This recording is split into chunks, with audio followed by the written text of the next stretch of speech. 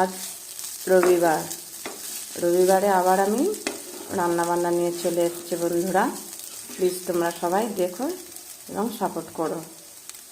আজ আমি রান্না করছি রুটি ফুল আলু ভাজা, চিকেন এবং টমেটোর চাটনি।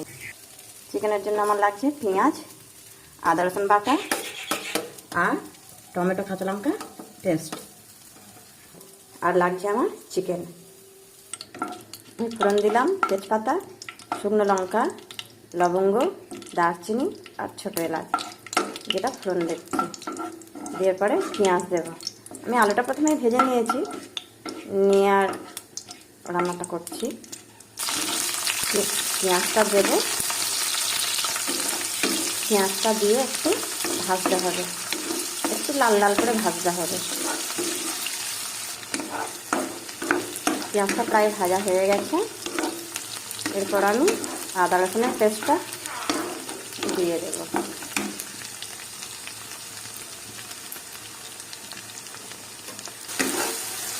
একটু নেড়ে টমেটো বাটাটাও দিয়ে দেব।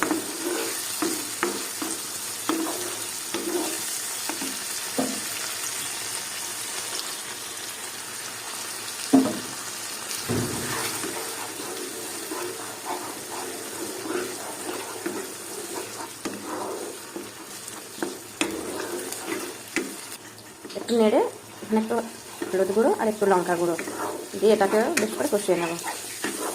এটাই মাংসটা নুন হলুদ মাখিয়ে রেখেছি, এমনি অল্প মানে একটু কম করে দিলাম। এবার একটু জল দিয়েছি, এই মশলাটাকে কষতে থাকবো। মশলা প্রায় তৈরি, একটু লবণ দিলাম। এটা দিয়ে এবারে বেশি ফুল করতে হবে, ফুটে নেব।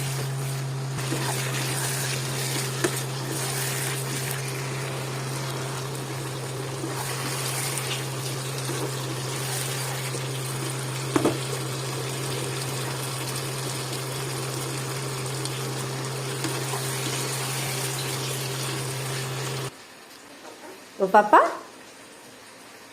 কে হয়েছে? হ্যাঁ, আমি রান্না করি।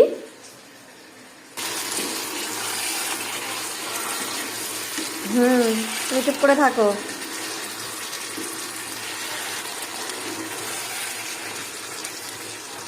প্রায় আমার কষা কমপ্লিট।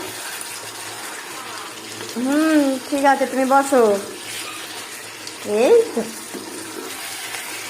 এই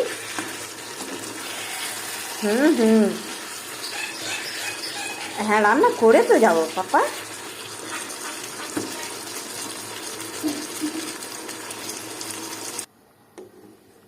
জল দিয়ে দিলাম।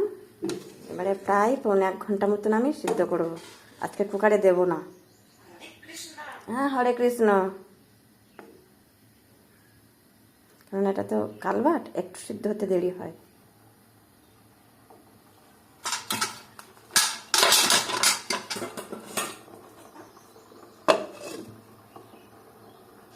ফুটে গেলে তারপর আমি আস্তে করে দেবো। 15 মিনিট জোরে থাকবে আর আধা ঘন্টা একদম আস্তে করে দেবো গ্যাস, আধা ঘন্টার জন্য।